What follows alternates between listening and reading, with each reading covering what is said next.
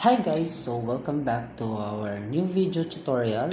So today we'll be discussing about solving systems of linear equation into variable by substitution. Now, how do we solve systems of linear equation by substitution? And the substitution method is the algebraic method of solving systems of linear equations. So definitely this is purely solving. Now, let's go ahead and have example number 1. Okay, so the immediate goal of substitution method is to obtain one equation containing one variable. Now, how can we obtain an equation that contains one variable? So you need to go over and check your system. Example number 1, we have x plus 3y is equal to negative 5. Then we have 2x plus y is equal to 5. Now, you need to find an equation that contains numerical coefficient of 1. It can be x or y. Now, let's go ahead and check our variable here. So, equation number 1, this will be equation 1. This will be equation 2. So, equation number 1, as you can observe, that numerical coefficient of x is 1. So, therefore, we can use equation number 1. How about equation number 2? So equation number 2, as you can observe, it has also a variable that contains numerical coefficient of 1, which is y.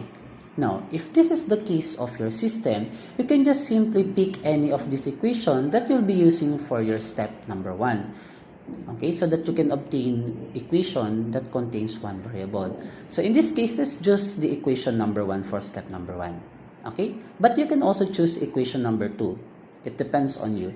But this time, let's use equation number 1. In step number 1, the only thing that you need to do is to isolate. You just need to isolate the chosen variable. So earlier we said we will be using equation number 1.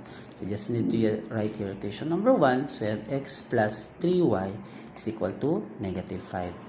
And remember, we need to isolate x. So in isolating x, you just need to apply APE and MPE. So we bring down x is equal to, you just need to transpose 3x to the other side of equation. And remember, when you're transposing, you just need to change the sign. So from x is equal to, from positive, this will become negative 3y plus 5. Okay, I mean negative 5.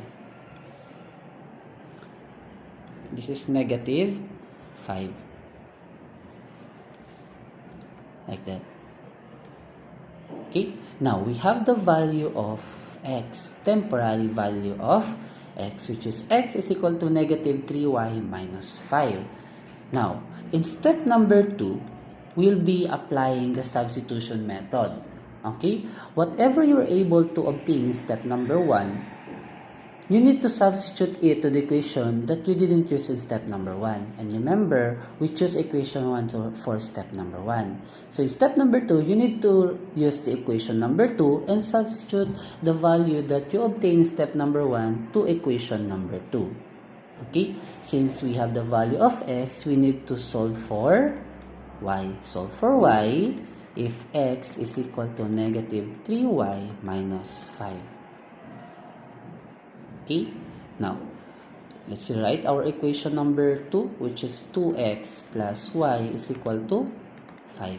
Substitute the value of x, which is negative 3y minus 5. So you have 2 times negative 3y minus 5 plus y is equal to 5. Then, distributive property, yan, you distribute 2 inside the parenthesis. 2 times negative 3y, that's negative 6y. 2 times negative 5 is negative 10 plus y is equal to 5.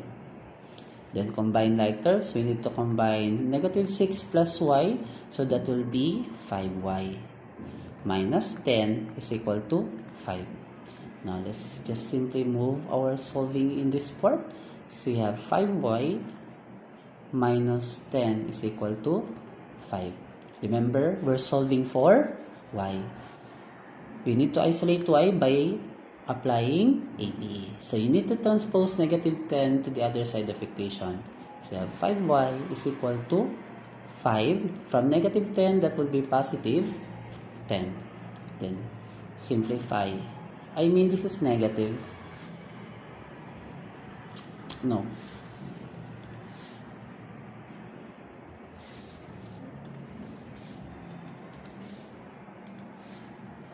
Okay, then simplify. So you have 5y is equal to 5 plus 10 is 15. Then apply MPE. Divide both sides by negative. Divide both sides by 5. So you can cancel this. Y is equal to 3. That's it. Now, we're able to solve for y. Now, this time, we need to move on to step number 3. Since we have the value of y, so therefore, we need to solve for the value of x. Okay? So, solve for x if y is equal to 3. Okay? And remember, in step number 1, we isolate x. We said that earlier in step number 1, we said that x is equal to negative 3y minus 5. This is not yet the final answer for x because there's still y. We wasn't able to answer y. But this time, we're able to get the value of y, which is 3. Now, therefore, we'll be using the equation that we were able to get in step 1 to solve for x. So, we have x is equal to negative 3y minus 5. This was taken from step 1. Then all you have to do is to substitute the value of y, which is 3. So x is equal to negative 3 times 3 minus 5. Simplify, x is equal to negative 3 times 3 is negative 9 minus 5. Therefore, x is equal to negative 9 minus 5 is negative 14. Therefore, the solution of your system is negative 14 and 3. Okay, so let's try the example number 3. See, in process, we need to find equations in our system that its variable contains numerical coefficient of 1. For number 3, it's the equation number 1. That's equation 1. So we'll be using equation number 1 for step number 1. Okay? So we have, so you need to isolate the chosen variable. So you have 2x plus y is equal to 3. We need to isolate y by transposing 2x to the other side. So we have y is equal to negative 2x plus 3. Then we have the value of y. So therefore, for step number 2, we'll be solving for x. So solve for x where y is equal to negative 2x plus 3. Then since we use equation number 1 for step number 1, so we'll be using equation number 2 for step number 2.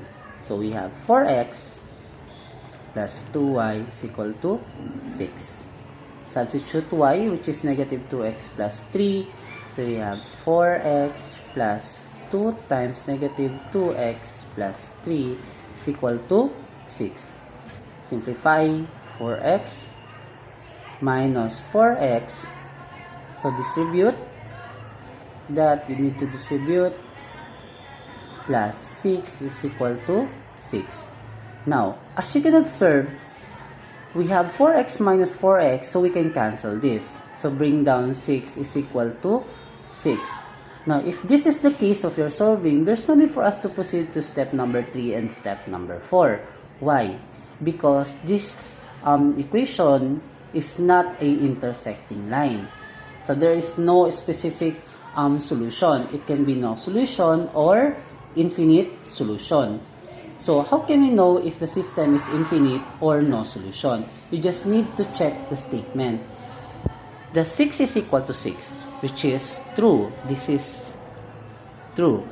Now, if the statement is true, this implies that this system is a consistent dependent. It means that if you graph this system, it will give you a coinciding line. Since it is a consistent dependence, so therefore, the solution of our system is infinite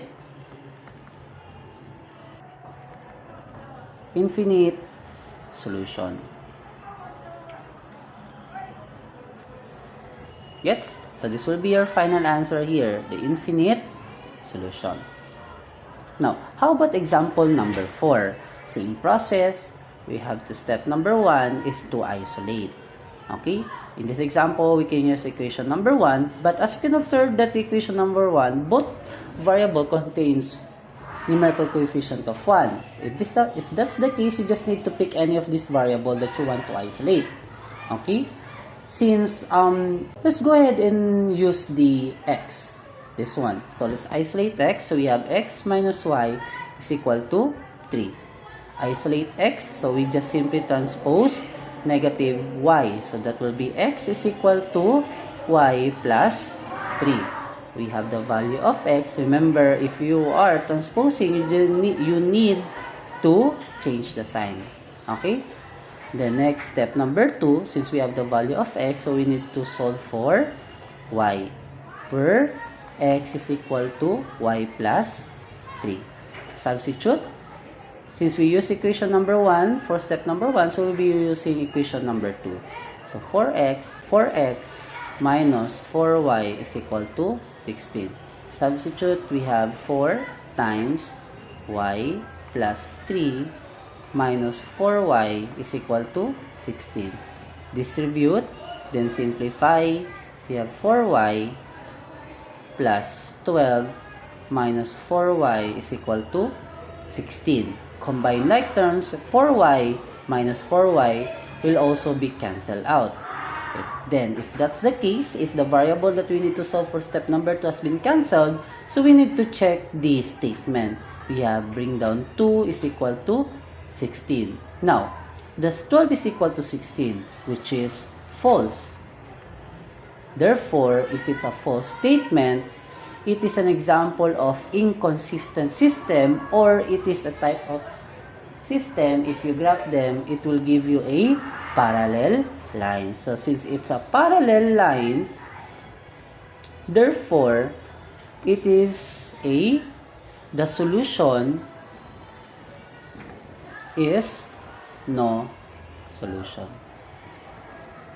That will be your final answer. So that's how we solve systems of linear equation into variable by substitution. That's all for today, and I'll see you in the next video tutorial. Bye!